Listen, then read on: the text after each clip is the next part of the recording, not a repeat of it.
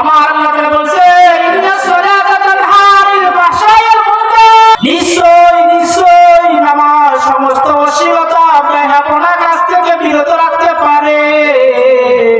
এখন প্রশ্ন আসতে পারে, হুজুর আমাদের এলাকার মধ্যে অনেক মানুষ আছে পাঁচ ওয়াক্ত নামাজ সামনের কাতারে যেয়ে পড়ে, কিন্তু গুনাহ করে, অন্যায় করে, জুলুম করে, নির্যাতন করে, কিন্তু আপনি যে বললেন নামাজ সমস্ত অশ্লীলতা বেহায়াপনা কাজ থেকে বিরত রাখে, কিন্তু ওই বান্দা তো রাখে না।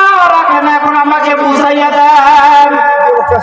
আমার আল্লাহ তাআলা এখানে বলে নাই যে, এখানে বলেছেন ইন্না শব্দ ব্যবহার করেছেন হরফে তাহকিক। এই ইন্না দ্বারা বোঝানো হয়েছে যে নিশ্চয়ই যেমনি ভাবে কোনো কাজ যদি করতে চাও, কাজের কাজটা করতে গেলে যদি বলো ভাই কাজটি করো, তাহলে কিন্তু কথার মধ্যে গুরুত্বটা কম বুঝাবে।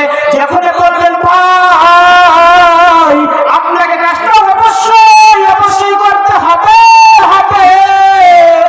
তাহলে বোঝা যায় ওই কাজের মধ্যে অনেক গুরুত্বপূর্ণ, ওই কাজটা আপনাকে আমাকে করতে হবে।